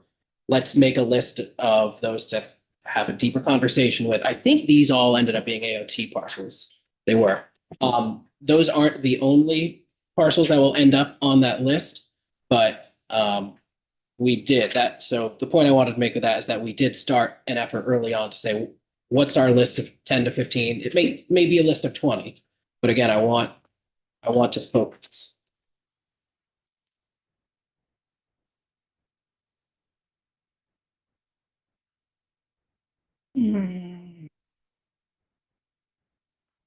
If there's data that you all would want to see on here, and if it's easy enough for me to obtain, I can try to get it. But I can't make any promises of another agency staff if it takes a tremendous amount of work to take it up. So what are you anticipating for your time frame right now to finish up the information and come in back to the administration with some recommendations on the executive order? Sure. My hope is to start in-depth conversations with agencies next month. Sorry, I'm assuming it's February. By March, I want to have those more in-depth conversations, whether there's a realistic possibility of advancing some of these. My goal would be once we're past town meeting day, then April, May isn't a bad time to be talking to municipalities. But there's not a lot we can do then as a legislature to push this along. But I'm thinking, if we decide to do something as a 5-year, what you just said helps in a starting point. We'd be starting it this spring, we would start it next, kind of continue it next spring in 27. So if the bill becomes law in July 1st, will continue next spring. Because you're already doing it this spring. So that takes care of effective upon passage or July 1st. Oh, sure. It clears up that issue. So I'm just thinking and working with our ledge council person to look at the language there in section 2, which is session law, that's the 5-year thing. Incorporate that the head of the agencies need to provide the inventory to you, Department of Housing and Community Development, based on these criteria, the 4 bullets that are here. And that you would provide an assessment of those properties to see if it's suitable for housing development and report to the legislature. Maybe that's may be suitable for housing development. Be suitable. So I'm going to ask our ledge council person to look at the issue to particularly the end part of this, see if John can draft up language section. And when he has to get that to both BGS and you, Commissioner Farrell, and you can weigh in on it. Yes, we'd be happy to. You guys can weigh in on it. That sound like a plan? Sounds like a plan. Keep an eye out for it. Anything else? Thank you for having me. Thanks very much. Yeah, appreciate it. Of course, absolutely. That's, but we're not on the floor until 3:30. We're getting spoiled today with all this time. I know. Huh? Nothing needs editing right there. So we do have a few minutes, and I know that James mentioned that there may be some committee members that want to bring a few things up. And also, talking about when we start committee at 8:30 in the morning might be a little difficult. So I'm thinking this is internal to the process of the committee that doesn't have to be on YouTube. Makes sense? Yes. So let's, we're on the floor at 3:30. we probably won't get done before, we'll be done by 5 tonight on the floor. I can't remember what you. 1:30? I don't think there's much out I don't think there's much. There's a roll call tomorrow.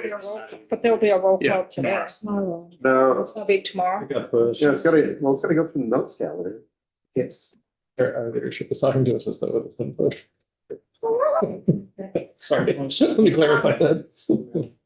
Listen, do you want to need a copy of this? Yeah, you find those. Some civilian down. Hang tight. I want to ask Emily one thing. Hang tight. We're gonna get off of YouTube. I want to ask you something outside. But stay put and, because I want to talk if 8:30 is a problem for folks, because we've always met at 8:30.